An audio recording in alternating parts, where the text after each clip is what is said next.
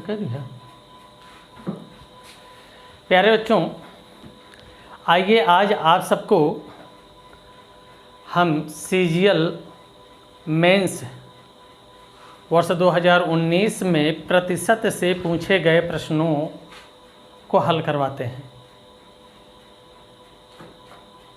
तो ये पूछे गए प्रश्न जितने भी हैं क्रम से, प्रतिशत से, फिर लाभ हानि से, डिस्काउंट से, साधारण ब्याज और चक्रवृद्धि ब्याज जैसा कि परसेंट लगे हुए हैं। तो इन प्रश्नों को हम 2019 सीजीएल मेंस में जितने प्रश्न पूछे गए हैं टोटल आपको हम देते हैं। तो आइए, ये पहला प्रश्न है। ये कह रहा है कि यदि किसी संख्या का 60% उसी संख्या के 20% से 120 अधिक है तो संख्या का 28% उसी संख्या के 33 सही 1/3% से कितना कम है। ये प्रश्न आपका सीजीएल टायर 2 2019 में पूछा गया प्रश्न आपको मिल रहा है। ये यहाँ पर संख्या हमें नहीं पता है, हम संख्या मान लेते हैं क्या है, x। किसी संख्या का अर्थात x का कितना परसेंट, 60%।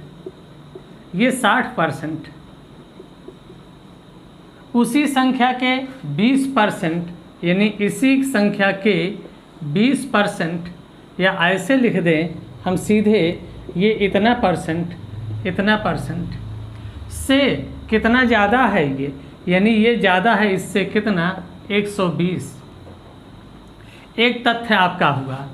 फिर आगे करा तो संख्या का 28% यानी इसी संख्या का 28% और उसी संख्या के 33% से, इसी संख्या के 33%, 33 से 1/3% से ये कितना कम है, यानी इनका अंतर क्या है, यही आपसे पूछा जा रहा है।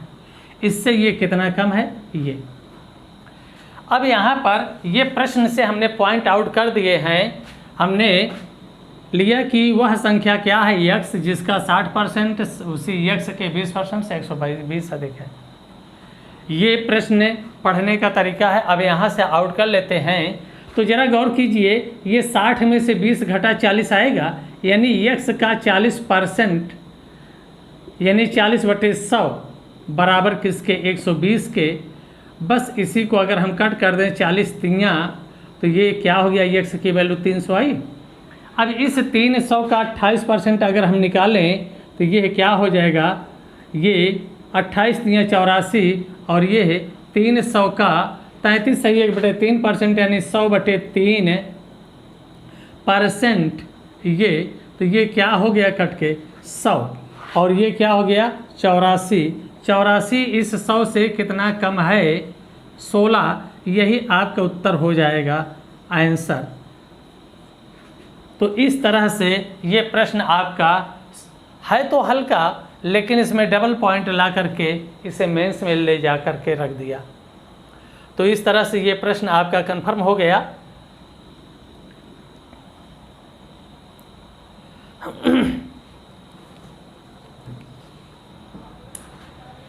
देखिए, इस प्रश्न को तो हमने यहाँ x मान करके इस तरह से लगा दिया है।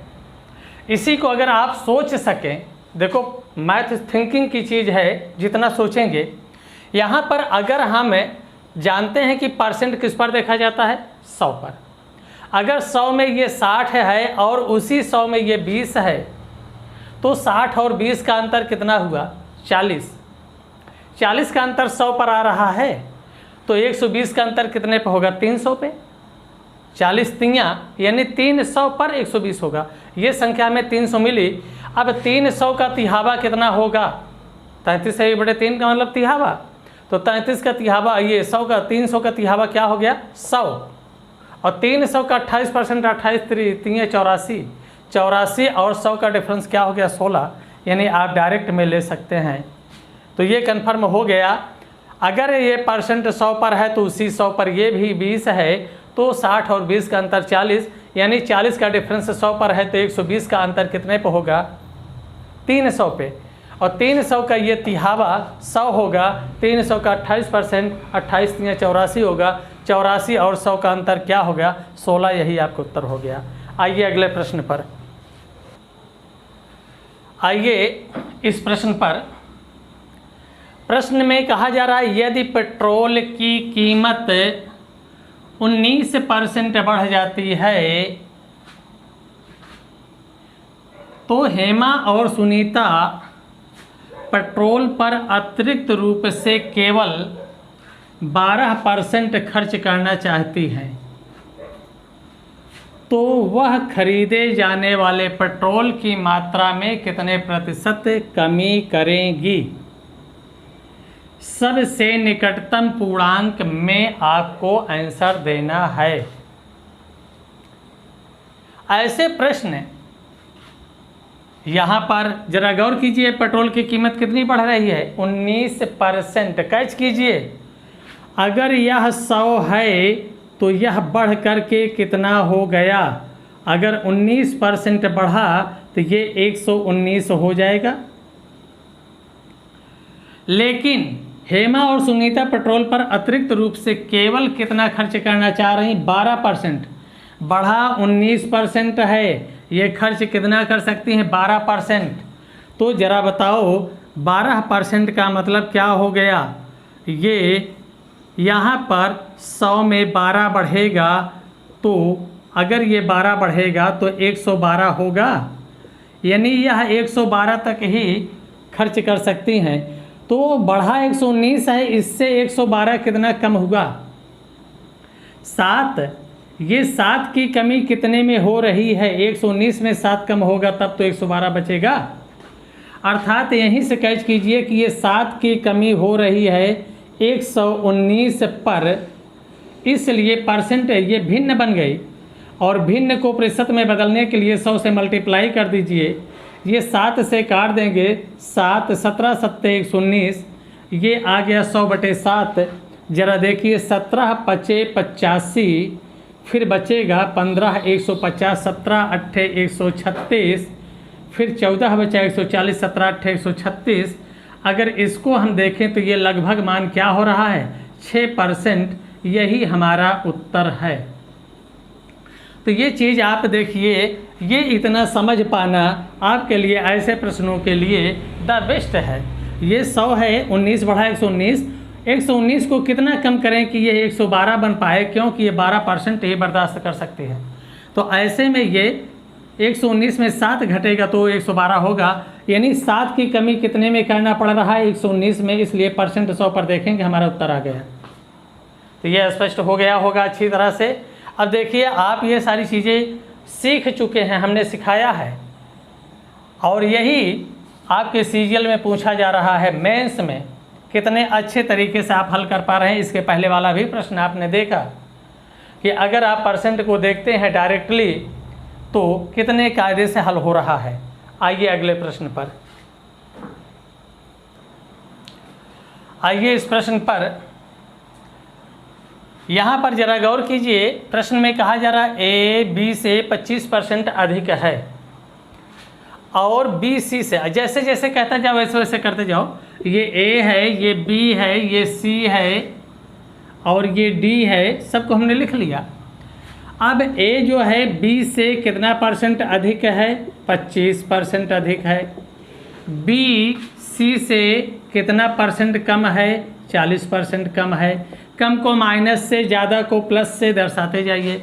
यदि सी डी से 30% अधिक है, सी डी से 30% अधिक है, तो ए डी से कितने प्रतिशत कम है?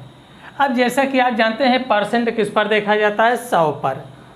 अगर ये 100 है तो 100 में 30 जुड़कर ये 130 हो गया। 130 का 40% अगर आप देखना चाहें तो 130 का 40% ऐसे देखो, 13 चौको 52 होगा। ये 13 चौको 52 अगर यहाँ पर हम घटा दें 130 में तो ये क्या हो जाएगा? 78 आ जाएगा, और 78 का 25% अगर बढ़ा तो 19 चौक 76, यानी कि अब इसका चौथाई होगा 19.5। अब अगर इसका 25% देखें तो ये कितना बढ़ रहा है, 19.5। यहाँ पर आप देख सकते हैं 78 का 25% ऐसे 25 चौका 4 से भाग दे दीजिए, 4 से काटेंगे 19 बार, पूरा 19 चौक 76, और फिर 4 पंचे 20 हो गया। तो 19.5 अगर इसमें हम कम कर दिए 78 में, इसमें जैसा कि आप देख रहे हैं हमने क्या जोड़ दिया है, 40%, यानी ये 52 कम किया है इसमें, और इसमें अगर हम 19 ये जोड़ दिए तो ये क्या हो गया, 19 अगर इसमें जोड़ देते हैं 197.5, 197, ये 97.5। तो अब यहाँ पर ये 5, 9, 8, 17, 7, 1, 8, 1, 9, 97.5। यही आपको देख लेना है कि ये D है और ये A है, A D से कितने प्रतिशत कम है, परसेंट 100 पर देखा जाता है, कितना 2.5 इतना कम है, यही आपका उत्तर है, यानी 2.5% कम है। तो अब यहाँ पर अगर आपको परसेंट बेहतरीन तरीके से 100 पर निकालना आता है तो बड़े आराम से आप निकालते जा रहे हैं। जैसा कि प्रश्न में कहा गया, A B से 25% अधिक है, B C से 40% कम है, C D से 30% अधिक है। तो अब कह रहा है कि A D से कितना परसेंट कम है, परसेंट 100 पर देखा जाता है, इसको हमने 100 ले लिया, 100 से 30 बढ़ा दिए, 130 हुआ। फिर यहाँ पर ये 40% अगर निकाला तो 52 कम हो गया, 78 बचा, 78 का फिर हम 25% निकाले, 19.5 जोड़ दिए, 97.5 हुआ, ये 100 है, 100 से ये कितना कम है, 2.5, यही हमारा उत्तर है, इतना परसेंट कमी होगी, इतना है कम। तो आइए अगले प्रश्न पर ले चलते हैं। इस तरह से आप अगर देखें, हमारे पिछले वीडियो में जाकर देखें, इस तरह के सारे प्रश्न हमने बताए हैं, एक भी प्रश्न अभी तक 3 बताए कोई भी बाहर नहीं है। आइए अगले प्रश्न पर लेकर हम चलते हैं आपको। आइए इस प्रश्न में कहा जा रहा है कि एक कक्षा में कुल विद्यार्थियों की संख्या में से लड़कियों की संख्या 83 सही 1/3% है। जरा गौर कीजिए, ये लड़कियां हैं और ये लड़के, शेष लड़के हैं।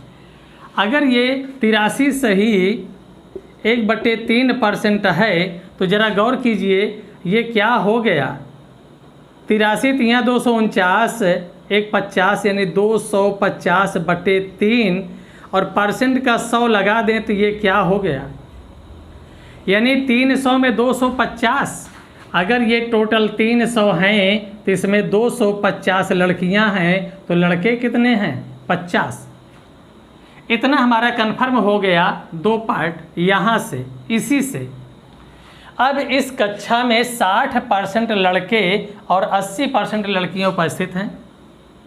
अगर यहाँ पर ये उपस्थित लड़कियां 80 हैं और लड़के 60 हैं, इतने परसेंट, तो कक्षा में कुल विद्यार्थियों में से कितने प्रतिशत विद्यार्थी अनुपस्थित है। अगर ये इतना है तो अनुपस्थित क्या हो गए, ये उपस्थित हैं। तो अगर उपस्थित हैं तो अनुपस्थित में क्या हो जाएगा, ये 100 में 80 उपस्थित तो अनुपस्थित 20%, और यहाँ पर ये क्या हो गया 40%। ये तो ये चीज़ें हैं। अब ज़रा गौर कीजिए कि अगर हम देखें कि ये 250 लड़कियां हैं, इनका 20%, तो 100 में 20 तो 250 में कितना हो गया 50। यही हम निकाल लेंगे 250 का 20%। अब अगर डायरेक्ट में लिखें तो 100 में 20 तो 20 का 2.5 गुना 50 हो गया। तो यहाँ पर आपका उत्तर ये क्या हो गया, 25 दूना 50 ये आ गए। और ये लड़के कितने हैं, 50 का 40, 100 में 40 तो 50 में 20, तो इसका 40% क्या हो गया, ये 4 पंचे 20। इस तरह से 50 और 20 मिल करके टोटल कितने हो गए, ये अनुपस्थित टोटल कितने हो गए, ये आपको दर्शाया जा रहा है लिख करके, ये 50 + 20 बराबर कितना 70। 70 अनुपस्थित है कितने में 300 में, इसलिए प्रतिशत संख्या जो होगी यह होगी 70 कितने में 300 में। तो 100 में कितने, यही 2 जीरो से 2 जीरो 70/3 यानी 23 सही 1/3% आपका उत्तर हो चुका। ये तो हम आपको यहाँ पर क्रम से लिख करके दर्शा रहे हैं, जबकि हमें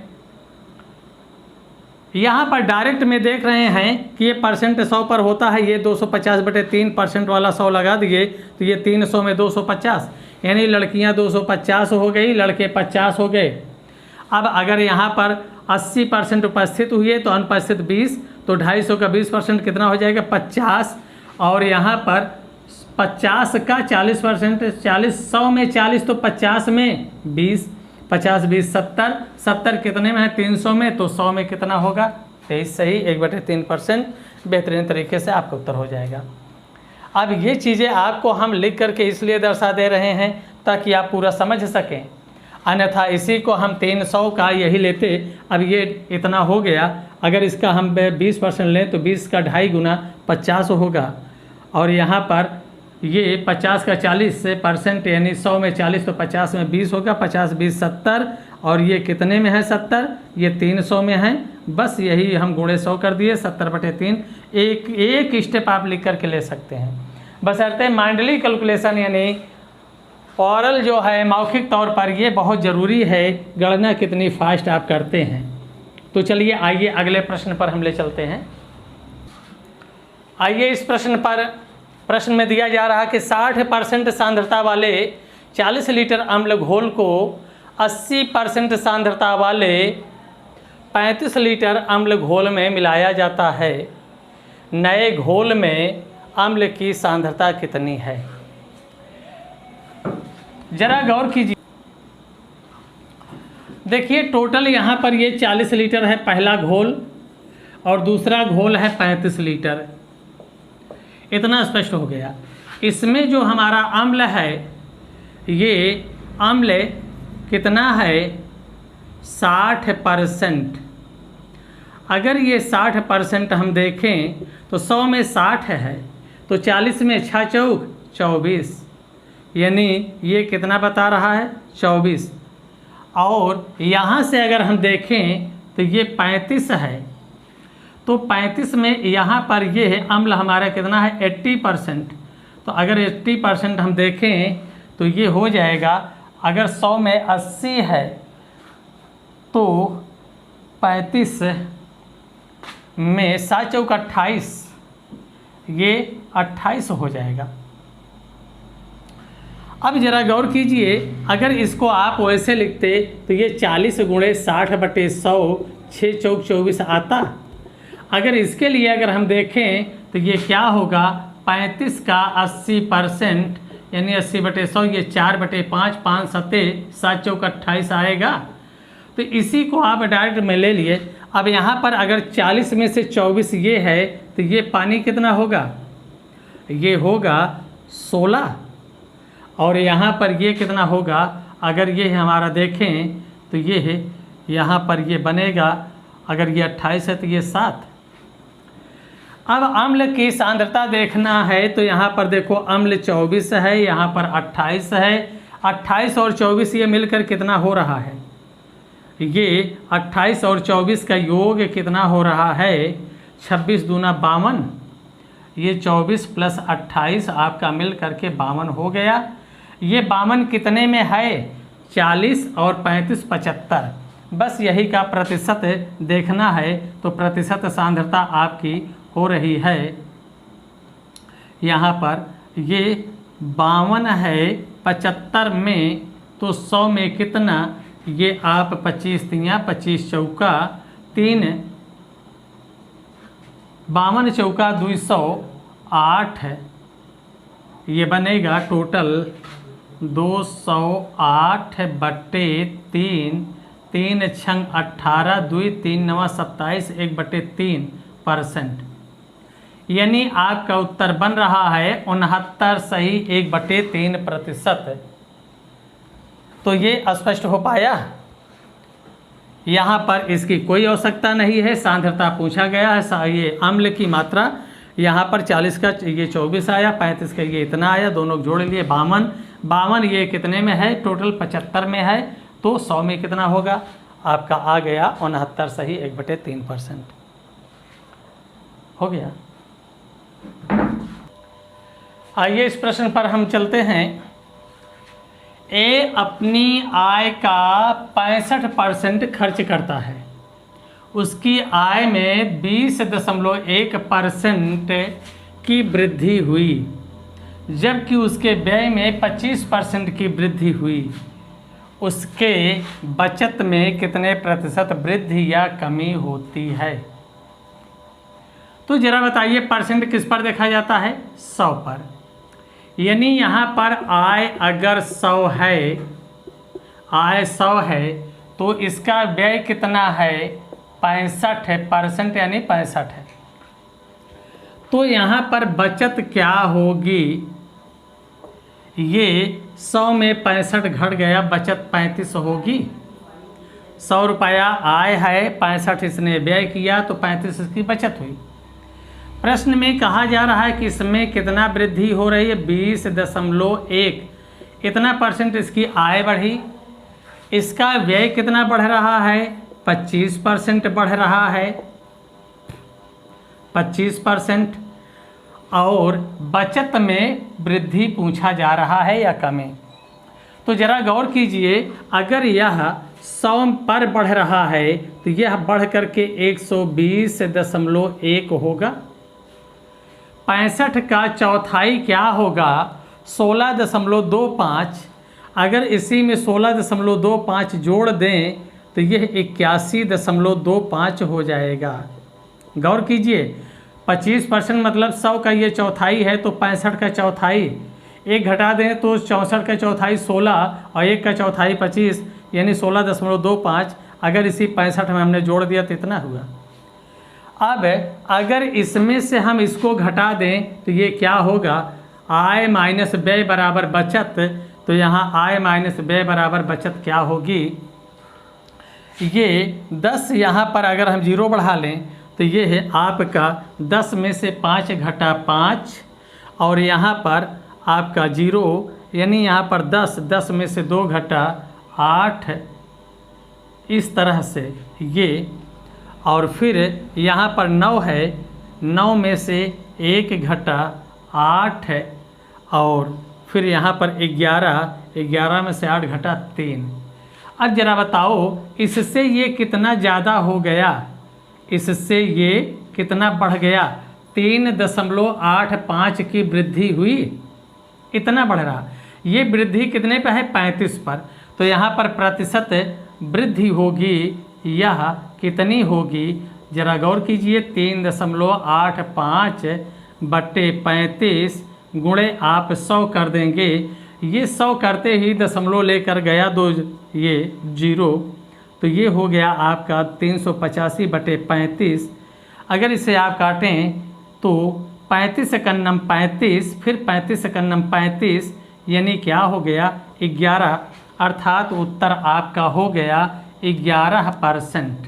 यही 11% आपका उत्तर हो गया। इसके बचत में इतनी वृद्धि होगी। तो इस तरह से आप गौर कीजिए, आय माइनस व्यय बराबर बचत। परसेंट 100 पर देखा जाता, हमने 100 पर ले लिया। 100 पर यह वृद्धि है, इतना हो गया। यहाँ पर इसका वृद्धि 25% इतना बन रहा है। अब यहाँ पर इसमें से इसको घटा कर ये बचत आई, इससे ये इतना ज़्यादा है 3.85। ये ज़्यादा किस पर है? 35 से, तो गुणे 100 करके हमने परसेंट ले लिया। तो इस तरह से ये आपका उत्तर हो गया। उम्मीद करते हैं बेहतरीन तरीके से आप समझ पा रहे होंगे। आइए अगले प्रश्न की ओर हम ले चलते हैं। आइए इस प्रश्न पर, इसके पहला वाला प्रश्न, ये वाला प्रश्न वो दूसरे सेट का था, पहले वाले का ये दूसरे सेट का है। ये दूसरे सेट का प्रश्न है, परसेंट का ये पहला प्रश्न है। जरा गौर कीजिए, सेम उसी तरह का है। यहाँ पर कह रहा मोनिका अपनी आय का 72% खर्च कर देती है यदि उसकी आय में 20% की वृद्धि होती है और उसकी बचत में 15% की वृद्धि होती है तो उसके खर्च में कितने प्रतिशत की वृद्धि होगी। तो अब यहाँ पर ज़रा गौर कीजिए, परसेंट किस पर देखा जाता है, 100 पर, यानी यहाँ पर इसकी आय अगर 100 है तो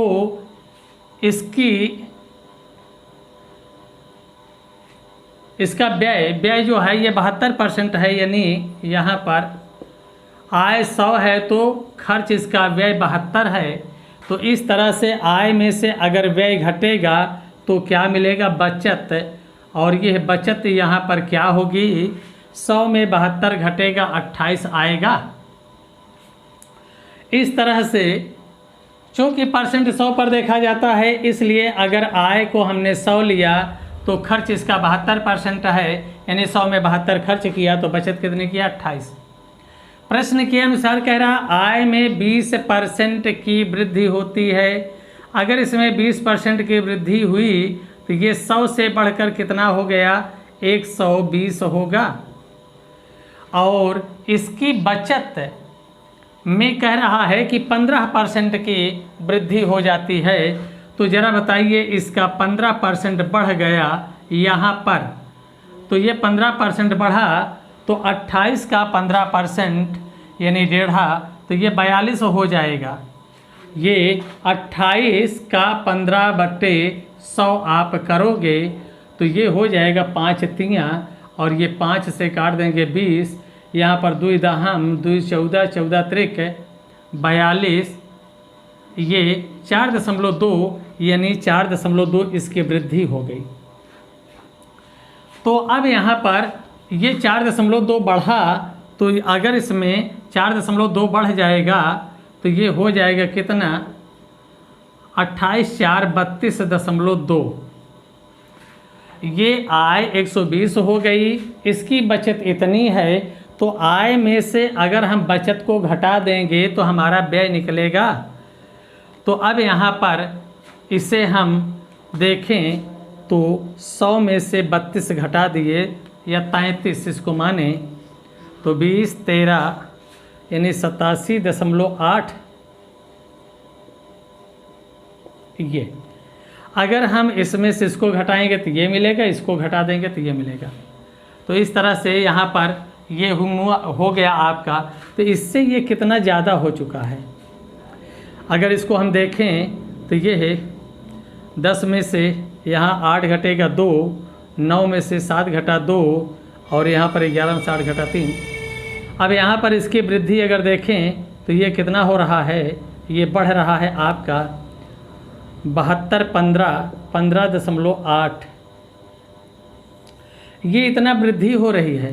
ये 15.8 की वृद्धि कितने पर हो रही है, 72 पर। परसेंट किस पर देखते हैं, 100 पर। बस यही आपका प्रतिशत वृद्धि होगी, यही आपका आंसर बनेगा। इसे आप हल कर लें। तो अब यहाँ पर अगर हम देखें तो 1 0 से दशमलव गया, ये 1580 बन जाएगा बटे 72। इसे हम अगर 4 से काटें तो ये 18 होगा, और यहाँ पर 4 से काट दें तो 4 तियाँ 12, 3 4 9 36, 4 5 20। 18 से इसको हम भाग दें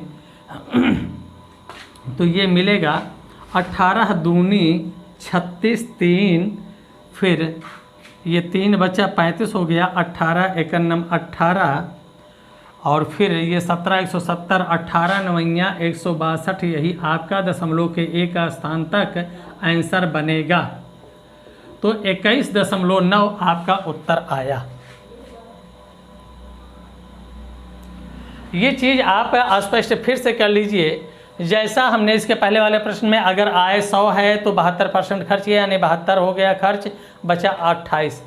आय माइनस व्यय बराबर बचत होता है, आय माइनस बचत बराबर व्यय होता है। आय में से चूंकि इन दोनों का योग इसके बराबर है तो चाहे जिसको घटाएंगे दूसरा मिल जाएगा। इसी तरह दूसरे में अगर ये 20 बढ़ गया 120 हुआ, यहाँ पर ये बढ़ करके 15% बढ़ा, 4.2 बढ़ करके 28, ये 32 से 2 हो गया। तो अगर 120 में से 32.2 घटा देंगे तो ये मिलेगा। ये पहले 72 से कितना बढ़ चुका है, 15.8, ये वृद्धि किस पर हो रही, 72 पर, गुणे 100 कर देंगे, हमारा परसेंट बन गया, यही हमारा उत्तर है। तो इस तरह से ये 2 प्रश्न आपके इस पर पूछे जा चुके हैं। आइए अगले प्रश्न पर चलते हैं। आइए इस प्रश्न में कहा जा रहा है, एक परीक्षा में ए ने बी से 10% अधिक, बी ने सी से 20% अधिक अंक प्राप्त किए, किंतु सी ने डी से 32% कम अंक प्राप्त किए। यदि ए को सी से 272 अंक अधिक प्राप्त हुए तो बी को कुल कितने अंक प्राप्त हुए। यहाँ पर ए, बी, सी और डी ये हो गए। प्रश्न कह रहा ए ने बी से 10% अधिक प्राप्त किए, बी ने सी से 20% अधिक प्राप्त किए, और फिर कहा जा रहा है कि सी ने डी से 32% कम प्राप्त किए। कम को माइनस से, अधिक को प्लस से आप दर्शा सकते हैं। अब अगर हम देखें कि अगर डी का 100 है तो 100 से 32 घटेगा, सी का कितना होगा, 68 है। 68 का 20% यानी 5वां हिस्सा, तो इसका 13 बचे 65 और 6 यानी 13.6 इसमें बढ़ेगा तो 81.6 बन जाएगा। ये इसमें प्लस हो रहा है 20% यानी 13.6। ऐसे ज़रा गौर कीजिए, 68 का 20% यानी 5 से काट दिए तो ये 13 हो गया, और फिर 5 छंग ये आया, तो ये 13.6 आपका बढ़ करके इतना हो गया। इसका 10% ये है तो इसका 10% आपका हो जाएगा 8.16। इसी में 8.16 और जोड़ देंगे तो ये क्या हो जाएगा, 81, 8, 89, 76, 89, 76। अगर हम जोड़ें तो 6, 6, 1, 7 इस तरह से ये आया। अब अगर पूछा जा रहा है कि ए को सी से 272 अंक मिले अधिक, अब जरा बताओ इससे ये कितना अधिक है। 68 है ये 89, तो अगर देखें तो 68, 20, 88 यानी 21.76 इतना ये अधिक है। प्रश्न हमारा कह रहा है कि यह किसके बराबर है, 272 अंक के। तो हम यहाँ पर कहेंगे यही कि ये 21.76 कितने में है, 100 में, इसलिए यहाँ पर 272 कितने में होगा। बस आपका उत्तर है, इसका दशमलव हटा लीजिए, यहाँ पर 100 और हो गया, बस इसे कट कर दीजिए आप। अगर 4 से काटेंगे तो ये मिलेगा हमारा 4 पंचे 20, 4 पंचे 20, फिर 4 चौका 16, 4 चौका 16 इतना, और 4 से इसको हमने काट दिया तो 4 छंग 24, 4 अठे 32। फिर इसे हम 4 से अगर काट दें तो ये है 4 51, 4 तियाँ 4 छंग, और 4 से काट दिया तो ये 17, 17 अट्ठे 136, ये 8।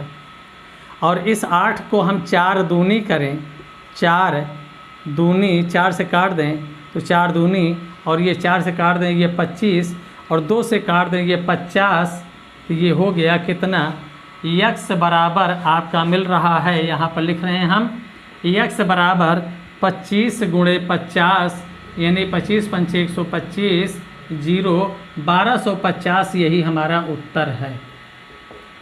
तो इस तरह से आप पा रहे हैं कि इतना अगर 100 पर है तो इतना कितने पर होगा, इसी को हम काट पीट ले रहे हैं, बस हमारा आंसर आ जा रहा है। हाँ रोके, यहाँ पर देखिए ये हमारा टोटल पूर्णांक आया है, ये इतने में है, लेकिन प्रश्न में पूछा गया है कि बी को कुल कितने अंक मिले। तो अब ज़रा बताओ, अगर यहाँ पर बी का पूछा गया है तो बी का कितना है, 81 दशमलव इतना है 6, बी का यही है। तो इसको हम डायरेक्ट में यहाँ पर ऐसा ले रहे हैं, ज़रा गौर कीजिए, इसी को हम दर्शाएंगे डायरेक्ट में कि 21.76 किसको दर्शा रहा है, 272 को।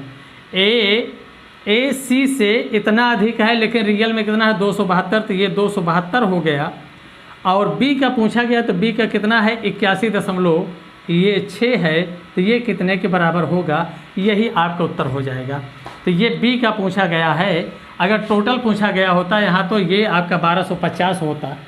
तो इस तरह से यहाँ पर अगर हम देखें तो ये हो रहा है आपका, अगर यहाँ 0 बढ़ा दें तो 2 अंक बार दशमलव हट गया, दशमलव से हट गया। अब इसको हम काट सकते हैं, तो ये हो जाएगा आपका, इससे दशमलव से दशमलव हमने हटा दिया।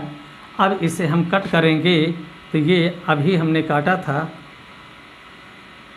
2 8 16, 8 बार 8 दूनी 16, 8 सत्ते 56, 1 57, 8 दूनी 16, 5 21, यानी इससे हम काट दिए 8 बार गया। और इस 8 से इसको हम काटें तो 8 एकन्नम 8, 0 8 दूनी 16, ये 1020, यानी x की वैल्यू आ रही है, यानी b को कितना मिलेगा, 1020। लेकिन अगर वहीं पर टोटल पूछ लिया गया होता तो कितना हो गया होता, तो 1250 आया था। तो इस तरह से ये आपका उत्तर हो गया। ये किसका है, बी का शेयर है। ये आइए अगले प्रश्न पर ले चलते हैं। देखिए, ये प्रश्न कह रहा है कि तेल का मूल्य 20% तक बढ़ जाता है, वृद्धि हो जाती है, किंतु इसकी खपत 8.1/3% तक कम हो जाती है। इस पर व्यय में कितने प्रतिशत वृद्धि अथवा कमी हुई। तो वृद्धि को आप प्लस से दर्शाते हैं, कमी को माइनस से। तो ज़रा गौर कीजिए कि ये 20 क्या है, प्लस है, माइनस कितना है, 8 त्रिक 24, 1 25/3 है, और फिर माइनस यहाँ पर क्या, यही 20 गुणे 25/3/100, इस तरह से, यानी x minus Y minus X Y upon 100, ये है आपका। अब यहाँ पर अगर देखें तो ये 20 पंचे हो गया और 5 से काट दिया गया 5। ज़रा गौर कीजिए, ये अगर हम देखें तो ये 20, ये आपका 25/3 माइनस 5/3, ये जुड़ जाएगा। तो ये 20 माइनस 25 5 30/3, यानी ये कितना हो गया, 10, और 20 में से 10 घट गया, कितना आया, 10। ये प्लस वाला ज़्यादा है, इसलिए ये वृद्धि हो गई। यही आपका उत्तर है, अर्थात 10% की वृद्धि होगी उसके व्यय में। ये आपका आंसर इस पर बन गया। आइए अगले प्रश्न पर। आइए इस प्रश्न पर कहा जा रहा है ए बी और सी अपनी आय का क्रमशः 80%, 85% और 75% खर्च करते हैं क्रम से। यदि उनकी बचत का अनुपात 8:9:20 हो तथा ए और सी की आय में 18,000 रुपये का अंतर हो तो बी की आय क्या होगी। जरा गौर कीजिए, ये ए है, ये बी है, ये सी है। ए ने कितना खर्च किया है, ये व्यय है। इनका खर्च है ए का 80%, बी अपनी आय का 85% और सी 75% खर्च किया। और इनकी बचत का जो रेशियो बन रहा है वह बचत, अगर यहाँ पर हम देखें तो बचत प्रश्न के अनुसार अगर 80 रुपये इसने खर्च कर दिया, 100 में 80 खर्च कर दिया तो बचा कितना, 20। इसने 85 खर्च कर दिया तो बचेगा कितना, 15। और इसने अगर 75 खर्च किया तो बचाया कितना, 25। लेकिन यहाँ पर यह 20% जो इसकी बचत है यह किसके बराबर है, 8 के। ये किसके बराबर है, 9 के। और ये किसके बराबर है 20 के। तो अब यहाँ से अगर हम देखें प्रश्न के अनुसार अगर हम जाएं तो प्रश्न में कहा जा रहा है क्या कि ये a का 20% बराबर 8 है। a का 20% यानी 20/100 बराबर किसके 8 के। तो इस तरह से 20 चौका ये 20 पंचे और 5 अट्ठे क्या हो जाएगा 40। ये कितना हो गया 40। और अगर यहीं पर हम देखें ऐसे लिख दे रहे हैं कि ये a कितना हो गया 40। अगर यहाँ से हम b का देखें तो b का 15% ये किसके बराबर है 9 के। तो ये मिला आपका ये 5 तियाँ 5 से काट देंगे 20, 20 3 त्रिक्का 9, 20 तियाँ 60, यानी b का कितना हो रहा है यहाँ पर ये 60 होगा। ये आपका 40 ये 60 है। और c का क्या हो रहा है इसकी बचत 25% है, यानी c का 25% बराबर किसके है 20 के। तो ये 25 चौका 20 चौका 80 ये हो गया। अब ज़रा गौर कीजिए कि अब यहाँ पर ये 40 ये 60 ये 80, तो इनका डिफरेंस कितना हुआ 40 का हुआ। ये 40 का अंतर हो रहा है और यह 40 का अंतर अब यहाँ पर किसके बराबर है 18,000 के। तो b की आय पूछ रहा है, b का है कितना यहाँ पर 60। तो अब इसी को हम निकाल लेते हैं। ये है 60 यानी 40 दर्शा रहा है 18,000 को। तो ये 60 किसके बराबर होगा बस ये 2 ये 3 20 दूना 40 20 3 60 2 से काट दिए 9,000 9 त्रिक 27 यही आपका उत्तर हो गया। यानी b का कितना है 27,000 है। b की आय क्या होगी ये 27,000 रुपये होगी। यही आपका उत्तर है। अगर यहीं पर आपसे a का पूछ लिया होता तो 40 बराबर 18,000 यानी ये 18,000 ये 27,000 18 दूनी ये 36,000 40 का दूना यानी 18 का दूना। तो इस तरह से किसी का भी पूछा जाए और आप निकाल कर दे सकते हैं। ये b का 60 है जबकि इनका अंतर 40 है। 40 दर्शा रहा है 18,000 को तो 60 किसको दर्शाएगा ये आपका उत्तर हो गया। यहाँ क्रॉस मल्टीप्लाई कर लेंगे 9,000 गुणे 3 यानी 9 त्रिक 27,000। तो इस तरह से ये प्रश्न अगर आप देखें तो व्यय ये रहा। हमने बचत निकाल लिया। बचत का यहाँ पर जो अनुपात में दिया है ये है। हम a का 20% बराबर लिख दिए 8 और b का 15% बराबर 9, c का 25% बराबर 20।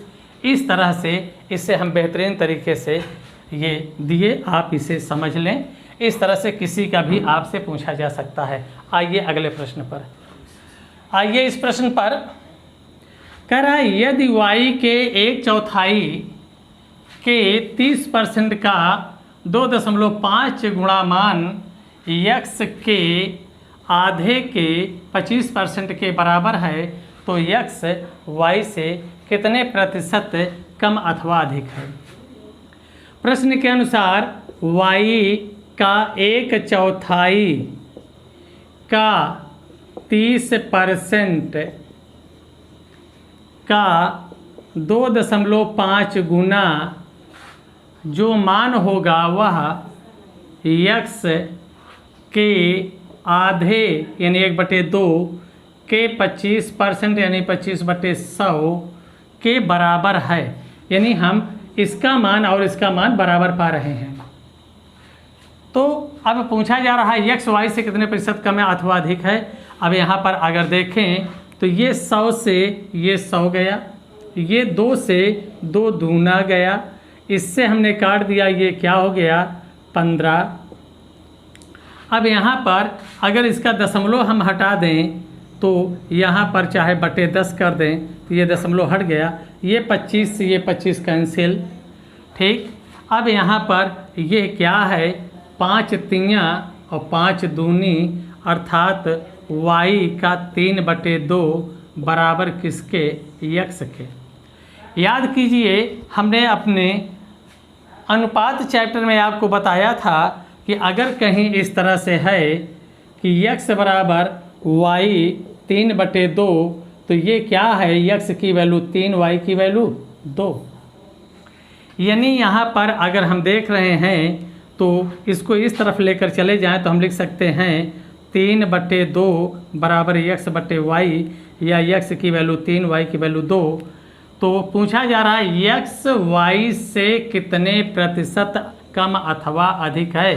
तो x y से ज़्यादा है, कितना ज़्यादा है, 1 ज़्यादा है। अब यहाँ पर प्रतिशत अगर हम वृद्धि देखें तो ये ज़्यादा है या प्रतिशत अधिक है।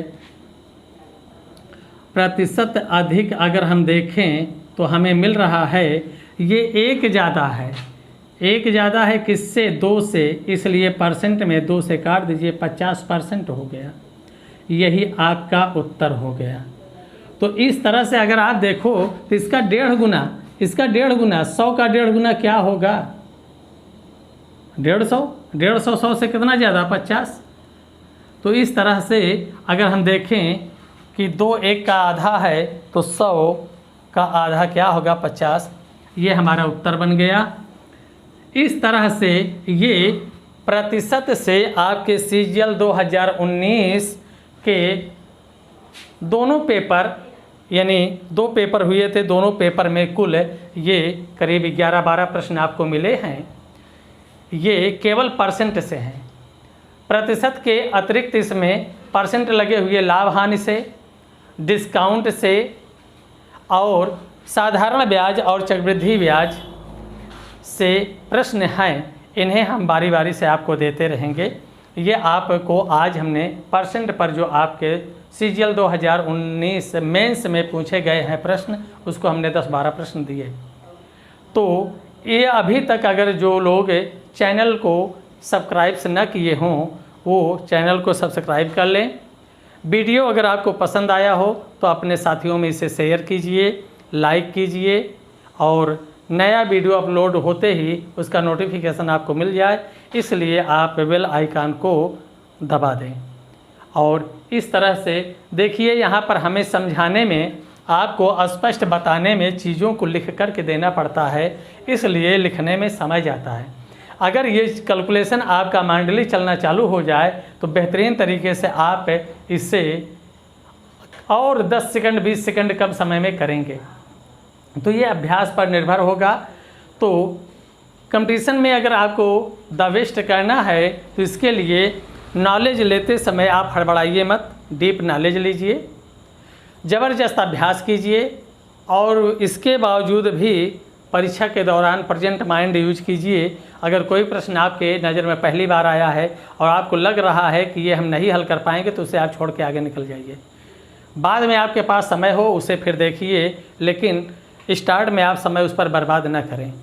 तो इन सब चीज़ों का ध्यान रखें, अच्छी से मेहनत करें और आगे बढ़ें। धन्यवाद।